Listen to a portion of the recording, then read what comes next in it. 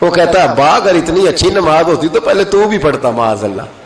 اگر اتنا اس میں فضیلت ہوتی معاذ اللہ سمجھانے کے لیے عرض کر رہا ہوں تو کیوں نہیں پڑھ رہا؟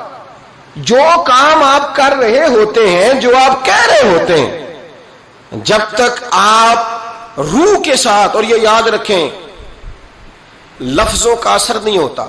اقبال سے کہا کسی نے کہ یار میں بڑی تقریریں سنتا ہوں, فلانے کی بھی فلانے کی بھی فلانے کی بھی, سمجھ نہیں آتی. تو اقبال کہنے لگے جا کسی درد دل والے کے پاس جا کے بیٹھ, اور اس کے پاس جا کے بیٹھ جو تیرے سامنے لفظوں کا ہیر پھیر نہ کرے بلکہ اپنے اندر کا درد نکال کے تیرے آگے رکھے, جملوں کی کمی بیشی نہ کرے, الفاظ کا اتار چڑھاؤ نہ کرے, نعرے لگانے کے لیے اور نوٹوں کی جو ہے وہ واٹ کے لیے بات نہ کرے, بلکہ وہ ہم تو جائز ناجائز بھی نہیں دیکھتے, چلتا رہتا ہے سارا کچھ ہی. جا. اور پھر اقبال نے ایک فقرہ کہا جو بڑا خوبصورت ہے. اقبال کہنے لگے بات جو دل سے نکلتی ہے اثر رکھتی, بات جو دل سے نکلتی ہے اثر. اور اگلا فقرہ اس سے بھی کمال کہا, کہنے لگے پر نہیں طاقت پرواز مگر رکھتی ہے. اس کے پر نہیں ہوتے, وہ اڑتی نہیں, پر کوئی نہیں ہوتے, لیکن اللہ تعالیٰ اسے سارے زمانے میں عام کر دیتا ہے, وہ پرواز کرنے لگ جاتی ہے. پورے زمانے میں وہ ان لوگوں کے خیالات پھیل جاتے ہیں, ان کے نظریات پھیل جاتے ہیں. تو یاد رکھیں بچوں کو ہم لیکچر دیتے ہیں 1.5 گھنٹے کا, 2 گھنٹے کا, اس لیکچر کی بچوں کو ضرورت نہیں ہوتی. بچوں کو بات کرنی چاہیے 1-2, اور اس بات میں وزن ہونا چاہیے. اور آپ سب سے پہلے وہ جو آپ کہہ رہے ہو اس کا سب سے پہلے آپ نمونہ ہو. وہ چیز بچہ آپ کے کردار میں, آپ کی طبیعت میں وہ دیکھ چکا ہو. قرآن مجید سورہ لقمان کی آیت نمبر 17 ہے. حضرت لقمان اپنے بیٹے کو نصیحت کر رہے ہیں. باپ بیٹے کو نصیحت کر رہا تھا, باپ اپنے بیٹے کو سمجھا رہا تھا. میرے رب کریم کو باپ بیٹے کا سٹائل اتنا پسند آیا کہ اسے قرآن پاک میں بیان فرما دی ہے. کبھی باپ بیٹے کی گفتگو بھی کسی نے نقل کی ہے, باپ بیٹے کی گفتگو بھی کبھی کسی نے کتاب میں نوٹ کی ہے, لیکن مالک کو اتنا پسند آیا یارو, باتیں باپ بیٹے کی تھیں, اللہ نے قرآن پاک میں نازل فرما دی. یار اتنا خوبصورت تھا باپ بیٹے کا انداز تکلم دیکھیے. باپ بیٹے سے کہتا یا بنیا, اے میرے بیٹے, اے میرے اللہ, نہیں کیا او ادھر آئے نا, یا بنیا اے میرے, دیکھیں لفظوں کا حسن, اے میرے بیٹے. اپنے حق میں قائل نہیں کیا کہ میں بوڑھا ہو گیا ہوں, بڑی محنت کی, اب تو پیسے کمایا کر, مجھے دیا کر, تجھے نہیں پتا ماں باپ کی. ہم سارا دیہڑی یہی ڈیوٹی کرتے ہیں, سارا دن یہی کام ہے کہ میری قدر کر, باقی سب ٹھیک ہے. حضرت سیدنا لقمان اپنے بیٹے کو کیا کہتے یا بنیا اقم الصلاۃ, اے میرے بیٹے نماز قائم کر, نماز قائم کر, نماز قائم کر. نماز قائم کرنے کا معنی یہ کہ ظاہری آداب کے ساتھ بھی پڑھ, باطنی آداب کے ساتھ بھی پڑھ. اور پھر حضرت لقمان بیٹے کو بٹھا کے آگوش محبت میں پیغام دیتے ہیں, کہتے ہیں نماز قائم کر. اور پھر یہ نہیں کہا کہ تو اپنی قبر صحیح کر, تجھے کیا لگے دوست تیرے پڑھتے ہیں کہ نہیں پڑھتے, یہ نہیں فرمایا. فرمایا اقیم الصلاۃ, نماز پڑھ, وامر بالمعروف وانہا عن المنکر. پھر تو لوگوں کو بھلائی کا حکم دے اور برائی سے منع کر.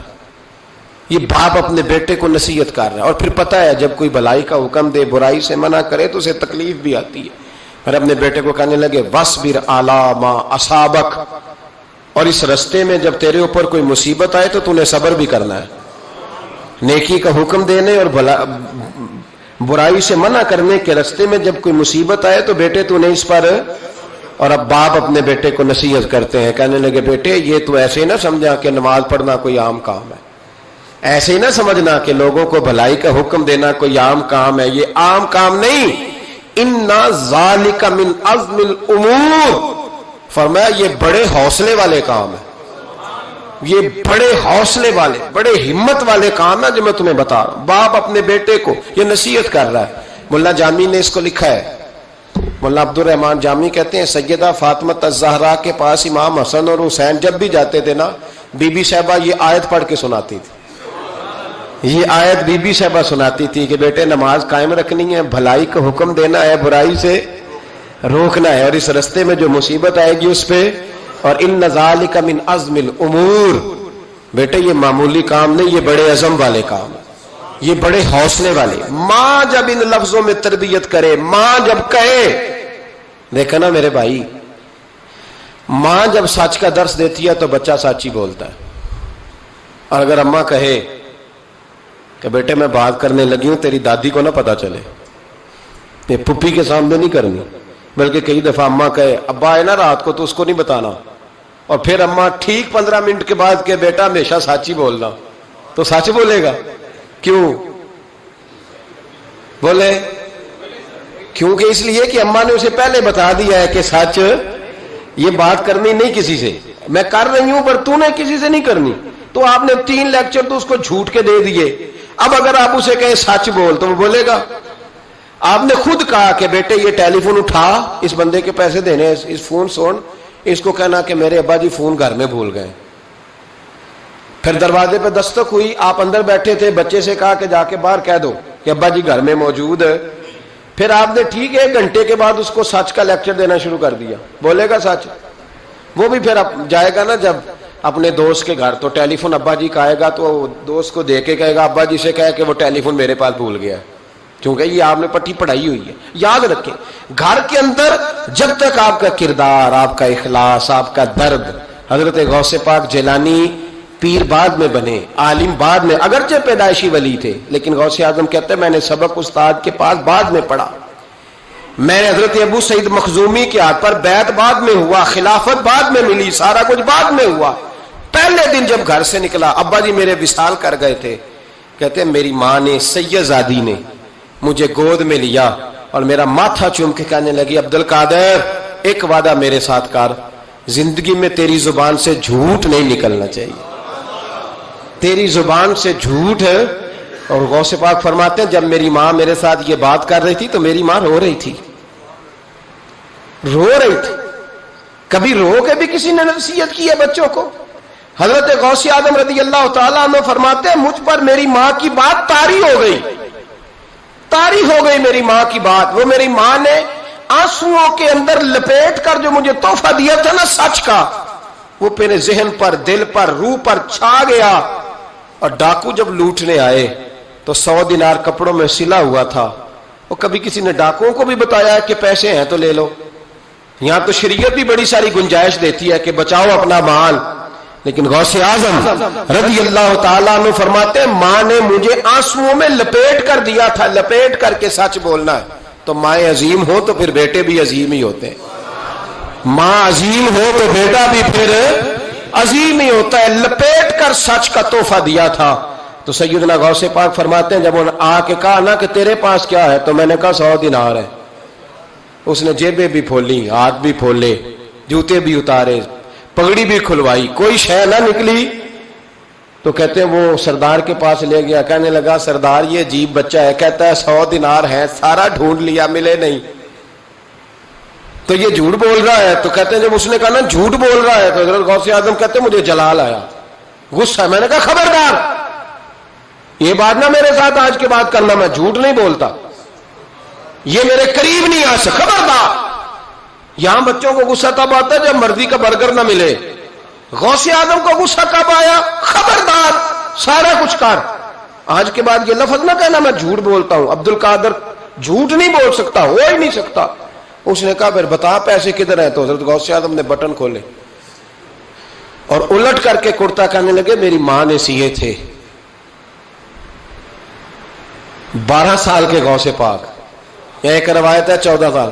یہ ہم لوگ اس کو کہانی سمجھتے ہیں, کہانی نہیں بھائی. یہ واقعہ اگر تیرے میرے سامنے ہو تو اللہ کی عزت کی قسم کھاتا ہوں میں اور آپ بھی توبہ کر دیں, کیونکہ وہ واقعہ نہیں ہو رہا تھا, وہ کیفیات تھی, وہ طاری تھا سارا کچھ اس وقت. غوث اعظم رضی اللہ تعالیٰ عنہ کا یہ پیسے 14 سال یا 12 سال عمر مبارک ہے. ڈاکوؤں کا سردار کہتا ہے مجھے 22 سال ڈاکے مارتے ہو گئے تھے, اور 14 سال کا بچہ عشق لگا سی کھیڈا کھیڈ دی. 14 سال کا بچہ. غوث اعظم نے پلٹ کے دکھا یہ پیسے. تو وہ ڈاکوؤں کا سردار کہتا ہے کہ پتہ نہیں مجھے کیا ہوا کہ بچے کے جذبات کس طرح کے ہیں, افکار کس طرح کے ہیں, خیالات کس طرح کے. کہتا کہ کہاں جا رہے ہو؟ کہا میں علم سیکھنے بغداد جا رہا ہوں. تو کہا بیٹا دنیا پیسے چھپاتی ہے, تو نے بتایا کیوں؟ تو حضرت غوث اعظم نے پیسے اتار کے پھینک کے کہنے لگے پیسے تو رکھ، میں اس لیے بتا رہا ہوں کہ ماں سے وعدہ کر کے آیا ہوں کہ سچ بولوں گا، لے پیسے تجھے دے رہا ہوں۔ ڈاکوؤں کا سردار کہتا ہے بچے کی اتنی عمر نہیں جتنے مجھے پاپ کرتے سال گزر گئے، پر اس بچے کا ماں سے کیا ہوا وعدہ مجھے بدل گیا۔ میں دوڑ کے پیچھے گیا، میں نے کہا عبد القادر مجھے بھی یار بغداد ہی لے چل۔ کہا وہاں کیا کرنا ہے؟ کہا جس استاد کے پاس تو آگے بیٹھ کے پڑھے گا میں اس کے پیچھے بیٹھ جایا کروں گا، چلو بڑھاپے میں بھی کو رٹا لگا کے قرآن و سنت سیکھ جاؤں گا۔ تو کہتے ہیں تجھے کیا ہوا؟ کہنے لگے عبد القادر تو ماں سے کیا ہوا وعدہ نہیں توڑتا، میں رب سے کیے ہوئے وعدے توڑ رہا ہوں، توبہ میری۔ ڈاکوؤں سے کہنے لگے جاؤ کوئی سردار اور بنا لو، مجھے تو ماں بیٹے کا رشتہ جیت گیا ہے، یہ ماں بیٹے کا رشتہ مجھے جیت کے لے گیا، میں جیت گیا ماں بیٹے کے رشتے میں، یہ مجھے فتح کر گئے، تم کوئی اور سردار بنا لو۔ تو 22-23 ڈاکو تھے، پیچھے آ کے بیٹھ کہنے لگے سردار اگر گناہ اکٹھے کیے ہیں تو نیکیوں میں اکیلا تو نہ چھوڑ۔ او بھائی ماں بیٹے کا رشتہ اور ماں بیٹے کی تربیت، تو 14 سال کا بچہ توبہ کرا جاتا ہے، پر مصیبت یہ ہے کہ ہم وہ مائیں تیار کرنے میں کامیاب نہیں ہو سکے، لیکن ہم نے سدا ناکام نہیں رہنا، مائیں تیار کرنی ہے۔ مائیں تیار یہ والا مطالبہ نا بیوی سے کرتے ہیں کہ میری بیوی فٹافٹ صحیح ہو جائے، بیٹی سے کریں یہ مطالبہ، بہن پر کریں یہ محنت، یہ والی میرے حضرت خنساء رضی اللہ تعالی عنہا، جناب خنساء حضور کی ایک صحابیہ ہیں، انہوں نے بعد میں کلمہ پڑھا۔ دور جاہلیت میں ان کا ایک بھائی قتل ہو گیا تھا، انہوں نے اپنے بھائی کے جانے پر قتل ہونے پر ایک مرثیہ کہا تھا۔ وہ مرثیہ اتنا مشہور تھا کہ جہاں بھی پڑھا جاتا لوگ اپنا کوئی جانے والا یاد کر کے رونے لگ جائے۔ ہمارے ہاں تو اب نعت خانوں نے رواج بنایا نا، جس کے گھر میں کوئی فوتگی ہوتی ہے اسے اور زیادہ رلاتے ہیں۔ میاں صاحب تو شعر لکھ گئے تھے، کوئی یہ تو نہیں انہوں نے کہا تھا کہ سارے کلاتے ہی پڑے اجے، انہوں نے تو شعر لکھا تھا نا، باپ مرے تے سر ننگا ہوندا تے پائی مرن تے کنڈ خالی تے ماما بعد محمد بخشا کون کرے رکھوالی۔ اب اس کو پتا ہے اس پہ روئیں گے بھی زیادہ، نوٹ بھی زیادہ دیں گے، تو ہر جگہ جا کے نا بات یہی چھیڑ دیتا ہے۔ اب وہ بیچارے بچے پہلے سے زیادہ روتے ہیں، تڑپتے ہیں، حالانکہ حکم یہ تھا کہ جب کسی جاؤ نا فوتگی پہ تو ان کو رلانا نہیں بلکہ ان کو حوصلہ دینا ہے۔ نعت خانوں کی بات ہوئی ہے تو آپ نے بڑا غور سے دیکھا ہے میری طرف، میں اور آپ بھی ایسے ہی کرتے ہیں۔ وہ جائیں گے نا تو پوچھیں گے یہ بچہ اس کا، یہ جو فوت ہو اس کا یہ بچہ، او ہو بیچارہ دیکھو نا چھوٹا سا تھا، ماں چلی گئی، بڑا مشکل ہے یتیموں کے لیے۔ تو یتیم چارہ نفسیاتی مریض بن جاتا ہے، وہ کہتا ہے بالکل چاچا صحیح کہہ رہا ہے، یتیموں کے بڑے برے حال ہوتے ہیں۔ اس طرح کر کے ہم نفسیات کمزور کرتے ہیں بچوں کی، حالانکہ بتانا چاہیے بیٹے فکر نہ کر، میرے نبی پاک بھی تو یتیم ہی پیدا ہوئے تھے نا، تو سارے یتیموں پر حضور کا سایہ ہے۔ بجائے حوصلے دینے کے ہم اور کمزور کرتے ہیں، اور زیادہ کمزور کرتے ہیں، اور زیادہ لوگوں کو تکلیف دیتے ہیں۔ تو قصیدہ جناب خنساء رضی اللہ تعالیٰ عنہ کا بڑا مشہور تھا، عربی قصیدہ لکھا تھا انہوں نے۔ کسی کے ہاں بھی کوئی انتقال کر جاتا تو ان کا وہ عربی قصیدہ پڑھا جاتا، اور جب وہ قصیدہ پڑھا جاتا تو لوگ دھاڑے مار مار کے روتے، دھاڑے مار مار۔ حالانکہ رونا رلانا اتنا اہم کام نہیں جتنا کسی کے دل کو تسلی دے دینا اہم کام ہے، جتنا کسی کی اشک شوئی، اشک آنسو نکالنا تو جرم ہے، آنسو پوچھنا ثواب ہے۔ یہاں لوگ رلانے کی ڈیوٹی کرتے ہیں، آنسو پوچھنے کی ڈیوٹی نہیں کرتے۔ حضرت جناب سیدنا خنساء رضی اللہ تعالی عنہ، آپ کا وہ قصیدہ پڑھا جاتا، لوگ دھاڑے مار مار کے روتے۔ یہ وہی خنساء تھیں کہ جنگ احد سے کچھ مہینے پہلے کلمہ پڑھ کے مسلمان ہو گئی۔ یہ وہ بی بی مشہور شاعرہ جن کا قصیدہ رونے رلانے کے لیے پڑھا جاتا ہے۔ ان کے 4 بیٹے جوان تھے۔ احد کے لیے جب رسول رحمت صلی اللہ علیہ وسلم نے اعلان کیا نا، فوجی آئے، مائیں بہنیں بچے تیار کریں بھیجیں، تو ان کی سہیلیاں کہنے لگی کلمہ تو پڑھ گئی ہے، تیرے بچے بھی پڑھ گئے ہیں، پر تیرا سب کو پتا ہے تیرے بچے کوئی نہیں جائیں گے، اس لیے کہ ایک بھائی کے جانے پر تو نے قصیدہ لکھا ہے تو آج تک پڑھا جا رہا ہے، تو 4 بچے کیسے تیرا نہیں جاتا؟ جناب خنساء چوپ ہیں۔ جب جنگ احد کے لیے سپاہی اور مجاہد نکلنے لگے تو 4 بیٹے لے کے چوک میں آ گئی۔ وہ بی بی جس کا رونا دھونا مشہور تھا، وہ اپنے بچوں کو چوک میں کھڑا کر کے آتی، ادھر دیکھو، قسم ہے مجھے اللہ کی عزت کی، میں نے تمہارے باپ کے ساتھ، یہ ماں لیکچر دے رہی ہے اور چوک میں دے رہی ہے تاکہ دنیا کو پتہ چل جائے۔ جناب خنساء کا خطبہ مدینے کے چوک میں، کہنے لگی مجھے اللہ کی عزت کی قسم، میں نے جاہلیت کے زمانے میں بھی تمہارے باپ کے بستر کو کبھی ناپاک نہیں کیا، کبھی ناپاک نہیں کیا، میں نے طیب اور طاہر بچے پیدا کیے، اور میں نے تمہیں اپنے سینے سے اپنے وجود کی خوراک تمہیں دی، دودھ پلایا۔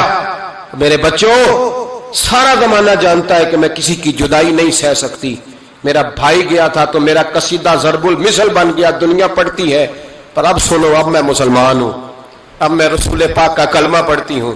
یاد رکھنا، جب میدان میں تیر چلے نا اور تلواریں چمکے اور نیزے برسے تو سب سے پہلے زخم میرے بچوں کو آنے چاہیے۔ بچوں کی تربیت ماں کر رہی ہے، پہلا زخم تمہیں لگے، اور پھر کہنے لگی اگر میرا دودھ پیا نا تو پھر یاد رکھنا کوئی ایک تیر بھی تمہاری پشت پہ نہیں ہونا چاہیے، جتنے بھی کھانا سینے پہ کھا کے آنا۔ کوئی مجھے یہ نہ کہے تیرے بچے بھاگ گئے تھے اور پشت پہ انہوں نے تلواریں کھائی اور زخم کھائے، اور لوگ خبردار سینے پہ تیر کھانا، خبردار جرت کا مظاہرہ کرنا۔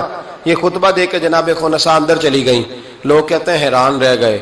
مزے کی بات یہ تھی، پھر بھی بیبیاں کہنے لگی خطبہ تو دے دیا ہے، دعا کرو اس کا کوئی بچہ شہید نہ ہو جائے، بڑے سخت قصیدے لکھتی ہے، شہید نہ ہو جائے، دعا کرو۔ لیکن اللہ بڑا ہی بے نیاز ہے، ان کے چاروں بچے شہید ہو گئے، چاروں۔ 18 زخم تھے بچوں کے پر، تھے سارے سینے پہ، 18 گھاؤ تھے تلواروں کے پر، سارے سینے پہ۔ میرے محبوب احد سے واپس آئے، او بھائی 4 بیٹے جس ماں کے چلے جائیں، اس ماں کو تسلی کون دے؟ جناب خنساء آ کے کھڑی ہوئی تو صحابہ کہتے ہیں ہمارا خیال تھا کوئی درد والا شعر پڑے گی، رلا دے گی دنیا کو، لیکن میرے حبیب پاک نظر اٹھائی، کہا خنساء تجھے پتا ہوگا تیرے 4 بیٹے شہید ہو گئے۔ کہنے لگی حضور یہی تو دکھ ہے۔ جب کہا نا یہی دکھ ہے تو کان کھڑے ہو گئے لوگوں، حضور یہی تو دکھ ہے، یہی تو پریشانی ہے۔ محبوب نے فرمایا کیا پریشانی ہے؟ کہنے لگی حضور یہی تو پریشانی ہے، میرے 4 تھے، دل کرتا ہے میرے 14 ہوتے۔ حضور یہی تو دکھ ہے، 4 تھے، دل کرتا ہے 400 ہوتا۔ 4 کروں تیرے نام پہ جان فدا، نہ بس ایک جان 2 جہاں فدا۔ سونیا میرا 2 جہاں سے بھی نہیں جی بھرا، میں کروں کیا کروڑوں جہاں نہیں۔ کہ حضور 4 تھے، اور پھر مسجد نبی آج بھی اس ماں کی جرت کی گواہ ہے کہ ماں پوچھنے لگی سونیا میں یہ نہیں پوچھنے آئی کہ میرا کوئی بچہ ہے کہ نہیں، یہ پوچھنے آئی ہوں کہ میرے بیٹوں نے کوئی پشت پہ زخم تو نہیں کھایا؟ حضور کوئی پشت پہ زخم تو نہیں کھایا میرے بچوں نے؟ کوئی پشت پہ زخم؟ تو رسول پاک نے فرمایا خنساء تیری جرت کو اللہ قبول فرمائے، تیرے بچوں نے جتنے بھی زخم کھائے ہیں سینوں پہ کھائے۔ میں نے کہا مائیں عظیم ہو تو بچے بھی عظیم ہوتے ہیں، اور اگر ماں کسی کے سائے کا اندھیرا دیکھ کے ڈر جائے تو بچوں میں جرت کیسے آئے گی؟ بچے کربلا کے میدان میں کیسے جائیں گے؟ بچے کس طرح میدانوں میں کئی دفعہ کہہ چکا ہوں، لیکن پھر آج میرا دل کرتا ہے پھر بات کروں۔ حضرت عبداللہ بن زبیر، حضرت ابو بکر صدیق کے نواسے، نبی پاک صلی اللہ علیہ وسلم کی پھپھی کے پوتے جناب زبیر بن عوام، اشرم مبشرہ صحابی، ان کے بیٹے حضرت اسماء جناب صدیق اکبر کی بڑی بیٹی کے بیٹے جناب عبداللہ بن زبیر، امام حسین کے بعد نکل آئے میدان میں نکلے جناب عبداللہ بن زبیر۔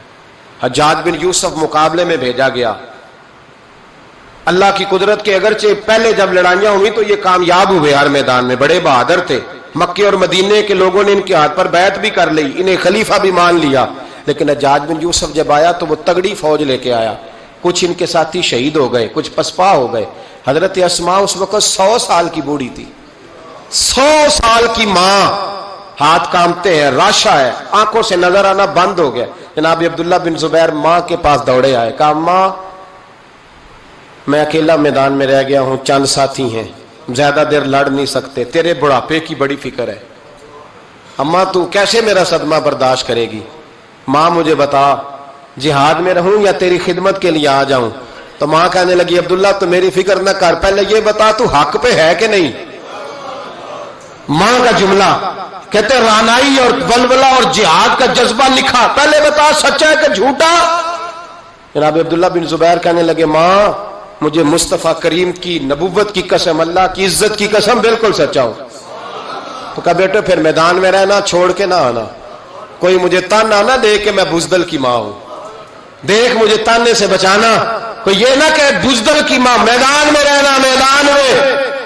تو حضرت عبداللہ بن زبیر کہنے لگی اماں یہ بڑا ظالم آدمی ہے جو میرے مقابلے میں آیا ہے، سنا ہے قتل کرنے کے بعد ناک کاٹ ڈالتا ہے، آنکھیں نکال ڈالتا ہے، وجود کی بوٹیاں کر دیتا ہے۔ 100 سال کی ماں، 100 سال کی اماں لاٹھی کا سہارا لے کے کھڑی ہوگی اور زمین پہ لاٹھی مار کے کہنے لگی عبداللہ چل میدان میں۔ بیٹے بکرے کو صرف ذبح ہوتے وقت تکلیف ہوتی ہے، کھال اترتے وقت تکلیف نہیں ہوتی، پھر اس کی بوٹیاں کی جائیں تو اسے تکلیف۔ چل بیٹا میدان میں، میدان میں رہنا اور دیکھنا میں تجھے سلوٹ کروں گی۔ حضرت عبداللہ بن زبیر میدان میں گئے، شہید کیے گئے۔ مکہ المکرمہ کے چوک میں جنت المعلا جہاں آج قبرستان ہے، اس کے چوک میں آپ کی لاش کو لٹکایا گیا۔ میں پہلے بھی بات کر چکا ہوں، آج عنوان آ گیا تو اشارہ کرنا ہے۔ ایک دن حضرت اسماء گزری، 14 دن ہو گئے لٹکے ہوئے، تو ایک شخص ان کے کان میں کہنے لگا اماں ابھی تک تیرا بچہ لٹکا ہے، حجاج نے دفن نہیں ہونے دیا۔ تو جناب اسماء نے پیچھے آواز دی اور اس زور سے بول کے کہنے لگی لٹکا رہنے دو، یہ بچپن سے ہی گھوڑ سواری کا بڑا شوقین ہے، بچپن سے ہی گھوڑوں پہ رہتا تھا۔ شاہ سوار گھوڑوں پہ رہتے ہیں، شاہ سوار زمین پہ نہیں ہوتے، گھوڑوں پہ ہوتے۔ لٹکا بچپن سے ہی بڑا گھوڑ سوار تھا، بڑا شوقین تھا، کوئی حرج نہیں۔ 14 دن لٹکے رہے لیکن لاش سے بدبو نہیں آئی، دور دور تک خوشبوئیں پھیلی ہوئی تھی۔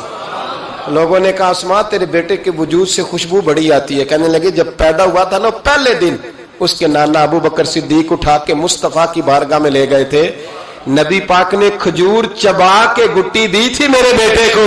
کہنے لگی اس کے وجود سے بدبو آ سکتی ہے جس کو پہلی خوراک محمد عربی کا لعاب دہن دیا گیا ہو، اس کے وجود سے بدبو ہے، لعاب دہن شامل ہے، اس کی تو نسلوں سے بھی خوشبو آتی رہے گی۔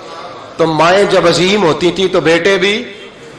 حضرت وہب ابن منبع کے پاس مزدور آ گئے، مزدور، ہم سارے بڑے پریشان، اور جب جا کے اماں کو دکھ سناتے اماں تھوڑی اور رو پڑتی ہے، حالات اور خراب ہو جاتے، زیادہ خراب ہو جاتے۔ حضرت سیدنا وہب ابن منبع مزدور آ کے کہنے لگے ہماری بھی کوئی زندگی ہے، ہمیں یہ پہاڑ کاٹنے پڑتے ہیں۔ تو فرمانے لگے آؤ تمہیں بنی اسرائیل کی بات نہ سناؤں، تمہارا حوصلہ بڑھ جائے گا۔ کہا سنائیے۔ کہنے لگے بنی اسرائیل کی ایک ماں کے 7 بیٹے تھے، بادشاہ نے کہا خنزیر کھانا پڑے گا، جو بچہ یورپ بھی جائے نا اسے بھی تلقین کر کے بھیجو کہ بیٹے حرام حلال کا خیال رکھنا ہے، اس لیے کہ نبی پاک علیہ السلام نے فرمایا جو گوشت حرام سے پلے گا وہ جنت میں نہیں جائے گا۔ تو کسی کا دل کرتا ہے اس کا بیٹا جہنم میں جائے؟ کہا خنزیر کھانا ہے، خنزیر۔ یہاں لوگ مسئلہ پوچھتے ہیں فون کر کے کہ صاحب مجبوری ہے، اب ہم نے یہاں یورپ میں آ کے سٹور بنایا تو شراب تو رکھنی پڑے گی، تو میں کہتا ہوں واپس آ جاؤ اچار سے روٹی کھانا، شراب بیچنے کی مجبوری میں بھی اجازت نہیں، مجبوری میں بھی شراب کا دھندا کرنے کی اجازت، آ جاؤ اچار ڈال لو۔ میری اماں تو کہا کرتی تھی کہ گرمیوں میں اچار ڈال لو اور بڑولے میں گندم ڈال لو، پھر خیر صلی اللہ سارے سال کی، تو آؤ اچار ڈالو گندم ڈالو گزارا صحیح ہوگا، کوئی حرج نہیں۔ لیکن شراب بیچنے کی مجبوری میں بھی اجازت، بول کے بتائیں، بول کے گواہی دے، شراب بیچنے کی مجبوری میں بھی اجازت ہے؟ بالکل اجازت نہیں، قطعاً اجازت نہیں۔ تو وہب ابن منبع کہنے لگے کہ ماں کو کہا گیا کہ خنزیر کا گوشت تیرے بچے نہیں کھاتے تو فساد برپا ہوتا ہے ملک کے اندر۔ بادشاہ کافر تھا تو خنزیر کھانا پڑے گا، تو ماں کہنے لگی یہ نہیں کھائیں گے۔ تو بادشاہ نے ماں کی آنکھوں کے سامنے بڑا بیٹا قتل کیا، پھر چھوٹا قتل کیا۔ وہب ابن منبع کہتے ہیں بنی اسرائیل کی اس بی بی کے سامنے 6 بیٹے قتل ہوئے، 6 بیٹے صرف کس بات پر کہ خنزیر کا گوشت کھانا ہے۔ تو ماں نے کہا نہیں، میں اپنے بچوں کو حرام کھانے کی اجازت، حالانکہ شرعی مسئلہ ہے، جان بچانے کے لیے گنجائش ہے، لیکن جو ڈٹ جائے گا وہ بڑا شہید ہوگا، اس کا درجہ پھر بڑا ہوگا۔ 7ویں بیٹے کی باری آئی تو ماں کی آنکھوں میں آنسو ٹپکے، 6 بیٹے قتل ہوئے تو اماں روئے بھی نہیں۔ وہب ابن منبع کہتے بادشاہ کہنے لگا کہ اب نرم ہو گئی ہے، 6 بیٹے اکٹھے قتل ہو گئے، کہنے لگا اس کو سائڈ پہ جا کے سمجھا لے، ہے بھی چھوٹا، اگر یہ کھا لے گا گوشت خنزیر کا معاذ اللہ تو میں چھوڑ دوں گا، کم از کم تیرے بڑھاپے کا ایک سہارا تو رہ جائے گا۔ تو اماں بیٹے کو کونے میں لے گئی، جا کہنے لگی بیٹا ماں ہوں نا، ایک آنسو نکل آیا، کیا کروں، مجبور ہوں۔ لیکن یاد رکھنا اگر میرا دودھ پیا تو میں نے تمہیں حلال کا دودھ پلایا ہے، حرام کا لقمہ نہیں جانا چاہیے۔ ماں مسکراتی ہوئی بچے کو لے کے آئی تو بادشاہ کہنے لگا سمجھا دیا، کہنے لگی سمجھا دیا، وہی کرے گا جو میں نے کہہ دیا ہے، وہی کرے گا جو میں نے۔ تو بادشاہ نے گوشت رکھا خنزیر کا لا کے سامنے، تو بچے نے اٹھا کے گوشت بادشاہ کے منہ پہ پٹکا اور پٹک کے کہنے لگا ہمیں کمزور سمجھتا ہے، جو خدا کی توحید والے ہو وہ کمزور نہیں پڑا کرتے۔ کہا یہ سمجھایا تھا، کہا نہیں سمجھایا تو ذرا زیادہ تھا پر اس کے ہاتھ ہی صرف پلیٹ آئی ہے، سمجھایا تو ذرا زیادہ تھا پر صرف جو چیز ہتھے آنی تھی وہی مارنی تھی نا، تلوار اس کے قبضے میں تھی نہیں ورنہ تیری گردن اتار دیتا۔ تو حضرت وہب ابن منبہ فرمانے لگے ماں بھی شہید ہو گئی اور ساتواں بیٹا بھی شہید ہو گیا، لیکن کہتے ہیں وہ ساتوں نے جب جان دی تو پھر فوجیں آئیں، پھر انقلاب آیا، پھر وہ جو بادشاہ لوگوں کو خنزیر کھلایا کرتا تھا وہ قتل ہوا، پھر بنی اسرائیل میں انقلاب آیا۔ او بھائی اگر امام علی مقام رضی اللہ تعالیٰ عنہ کی اماں انہیں تیار نہ کرتی، یہ دیکھیں نا میں اپنی بات نہیں کرتا، علامہ اقبال کہتے ہیں لوگ، اقبال کہتے ہیں فارسی کلام اقبال کا اسرار بے خودی، اقبال کہنے لگے میرے پاس لوگ آ کے کہتے ہیں حسین کے خون میں بڑا کمال ہے، تو میں کہتا ہوں نہیں، فاطمہ کے دودھ میں بڑی تاثیر ہے۔ کہتے ہیں لوگ مجھ سے آ کے کہنے لگے کہ حسین کا حوصلہ بڑا ہے، تو میں نے کہا نہیں، فاطمہ رضی اللہ تعالیٰ عنہ کی تربیت ہی بڑی شاندار ہے، بڑی شاندار تربیت ہے۔ ماں فاطمہ ہو اور بیٹے حسن اور حسین نہ ہو تو یہ کیسے ہو سکتا ہے؟ یہ دلیری ہے، یہ ہمت ماں کی دی ہوئی، ماں کا دیا ہوا حوصلہ جو میدان کربلا میں لا کے کھڑا کیا۔ ایک بزرگ گزرے سفیان بن عینیہ، ان کی اماں نے نا اپنے بچے کو کہا جا دین سیکھ، بہت بڑے محدث ہیں، کہتے میں غریب تھا، میری ماں نے جب استاد کے پاس بھیجا تو کہنے لگے بیٹے اپنے استاد سے نا سبق بعد میں پڑھنا، استاد کی نوکری پہلے کرنا اور دیکھنا خدمت کرنا۔ ہمارے استاد تھے، بزرگ تھے سید مراتب علی شاہ صاحب، حضرت محدث اعظم پاکستان مولانا سردار احمد صاحب رحمۃ اللہ علیہ کے وہ شاگرد تھے۔ اب تو ہر بچے کو شکایت ہے نا استاد کام بڑا کراتے ہیں، جی مجھے کل بھی انہوں نے بھیجا تھا 2 فوٹو کاپیاں کرا کے لے آؤں، اسکول سے گیا تھا میں موٹر سائیکل پہ گیا، 2 فوٹو کاپیاں پوری کرائی ہیں مجھ سے، حالانکہ پیسے بھی انہوں نے دیے تھے، پھر بھی بڑا کام کراتے ہیں، استاد کے پاس نہیں پڑھنا۔ سید مراتب شاہ صاحب فرماتے ہیں کہ میں چھٹی آیا، چھٹیاں ہوتی تھی شعبان میں، تو میرے والد سید غلام حسین شاہ صاحب رحمۃ اللہ تعالیٰ علیہ کہنے لگے مراتب علی آ گئے ہو؟ میں نے کہا حضور مدرسے میں چھٹیاں ہو گئی، تو کہنے لگے تیرے استاد کو بھی چھٹیاں ہو گئی ہیں؟ کہا نہیں حضور وہ تو گھر ہی ہیں۔ تو کہنے لگے سارے شاگرد آ گئے؟ کہا ہاں۔ کہنے لگے بیٹے تو واپس جا کے ان کی خدمت کر، ان کی ڈیوٹی کر، اس لیے کہ تو ان کی ڈیوٹی کرے گا نا تو جو دعا تجھے وہ ملے گی نا وہ دعا تیرے علم کو تیرے حق میں نفع بخش کر دے گی۔ حضرت سفیان بن عینیہ والدہ کہنے لگی بیٹا دین پڑھنا؟ کہا ہاں۔ تو کہتے ہیں اماں نے خود پگڑی باندھی میرے سر پہ، علماء والا لباس پہنایا، کہنے لگے پہلے استاد سے اخلاق آداب سیکھنا پھر علم سیکھنا۔ اور میری ماں کہنے لگی بیٹا ایک لفظ بیچ کر بھی دین کا دنیا نہ کمانا۔ تو میں نے کہا اماں میں کھاؤں گا کیسے؟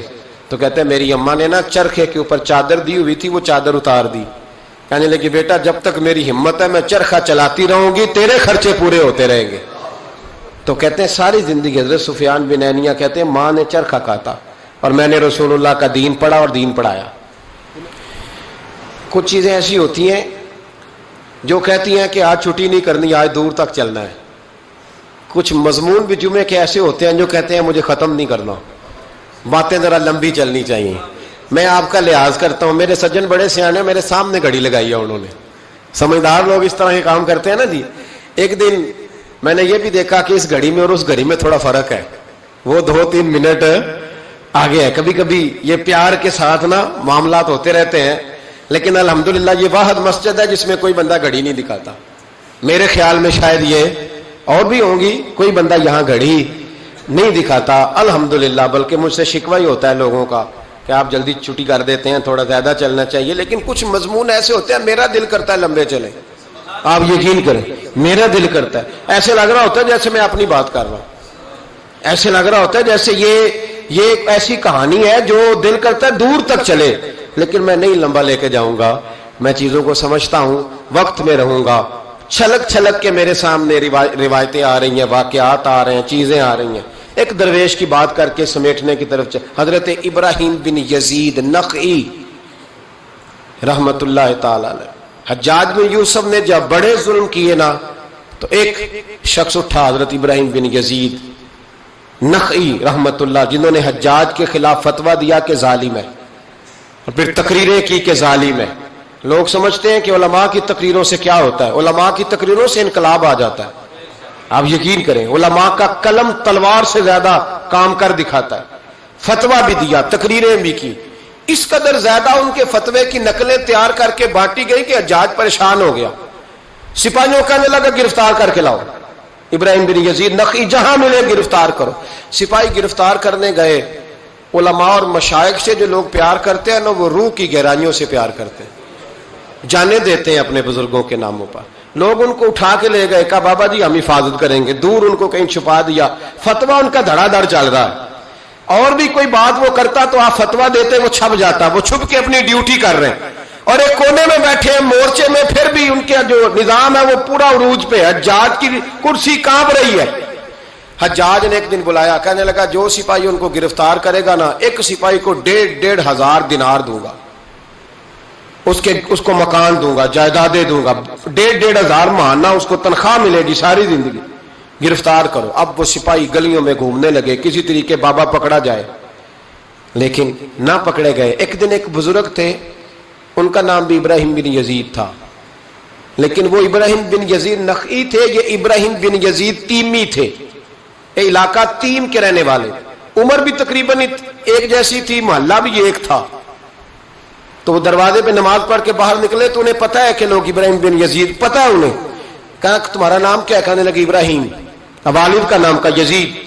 ابراہیم بن یزید کہا اٹھاؤ بھائی، خوشی کی انتہا نہ رہی، پکڑا لے گئے، رستے میں بھی مارا، تھانے لے جا کے، جیل لے جا کے بھی مارا، اتنا مارا کہ بزرگوں کا رنگ بدل گیا، منہ اور ناک سے خون آنے لگا۔ جا کے حجاج کو کہا تیرا مجرم ابراہیم بن یزید پکڑا گیا۔ حجاج نے بڑے انعامات دیے، تنخواہیں ہمیشہ کے لیے لگ گئیں، پلاٹ نام ہو گئے۔ انہوں نے بتایا نہیں کہ میں تیمی ہوں، نخعی نہیں۔ مار کھاتے رہے، جیل میں رہے۔ اب فوجیں چپ کر کے بیٹھ گئیں، ان کا جو فتویٰ تھا وہ زیادہ پھیلنے لگ گیا، کیونکہ اب ان کی تلاش ختم ہو گئی، خطرہ ختم ہو گیا، کام وہ زیادہ کرنے لگ گئے۔ یہاں یہ گرفتار ہو گئے، حالات بڑے کٹھن ہوئے۔ کچھ علاقوں میں کچھ جیلیں سخت ہوتی ہیں۔ حجاج بن یوسف نے دماس نام کی جیل بنائی ہوئی، اس جیل میں جناب ابراہیم بن یزید تیمی کو ڈال دیا۔ آپ کی عمر 60 سال تھی، ماں کی عمر 90 سال تھی۔ ماں بیٹا ڈھونڈنے لگی، ڈھونڈتے ڈھونڈتے ڈھونڈتے ڈھونڈتے کسی نے بتایا کہ وہ ابراہیم نخعی کے دھوکے میں تیرے بیٹے کو لے گئے۔ ماں جیل پہنچی، بیٹا ماں سے جب ملا تو بیٹا قدموں میں گرا، چہرہ دیکھ کے ماں کا کلیجہ پھٹ آیا، اتنے زخم میرے بیٹے کے وجود پر۔ کہا بیٹا، انہیں بتایا کیوں نہیں کہ تو تیمی ہے، نخعی نہیں، بتایا کیوں نہیں؟ تو جناب ابراہیم تیمی نے ماں کے منہ پہ ہاتھ رکھا، اماں چپ کر جا، میں ایک جاہل آدمی ہوں، میرے وجود سے امت کا فائدہ کوئی نہیں، وہ رسول اللہ کے دین کا چمکتا ہوا چراغ ہے۔ اماں ان کی وجہ سے کتنے سینے روشن ہیں، کتنے دلوں میں ایمان کی تازگی ہے، کتنی آنکھوں میں رسول اللہ کی محبت کا نور ہے۔ اماں ابراہیم بن یزید نخعی کی وجہ سے ظالم کانپ رہے ہیں، ڈر رہے ہیں، اور مظلوم اٹھتے ہیں کہ ہمارا بھی کوئی ہے نام لینے والا۔ اماں نہ، میری وجہ سے اگر وہ بچ سکتے ہیں تو میں کئی جانے دینے کو تیار ہوں، مہربانی کر اماں، تو نے نہیں کہنا، تو نے کسی کو بتانا نہیں۔ ماں کہنے لگی بیٹا تو نبی پاک کے دین کے غلام پر جان دینے لگا؟ کہا ہاں۔ اماں کہنے لگی پھر میں کسی کو بتاؤں گی نہیں، بلکہ میں تیرے حوصلے کی دعا مانگوں گی۔ اور ماں کہنے لگی بیٹا اگر قیامت کے دن اللہ نے مجھ سے پوچھا نا کہ تیرے بیٹے نے تیرے حق ادا کیے کہ نہیں کیے، تو میں کہوں گی مالک میں اپنے بیٹے سے بڑی راضی ہوں، اور اللہ میرے بیٹے کو بغیر حساب کتاب جنت دے، میں تیرے لیے دعائیں مانگوں۔ ماں تسلی دے کے بیٹے کو گھر آ گئی۔ حضرت ابراہیم تیمی کو اتنا مارا کہ 3 دن کے بعد جیل میں شہید ہو گئے۔ جب وہ شہید ہوئے، حجاج بن یوسف رات کو خواب دیکھتا ہے کہ آج تیری سلطنت میں کوئی جنتی فوت ہو گیا، جنتی فوت ہو گیا، جنتی انتے۔ حجاج نے پورے ملک میں پتہ کرایا تو کہا ایک ہی بندہ فوت ہوا ہے جو جیل میں تھا۔ تو جائے وہاں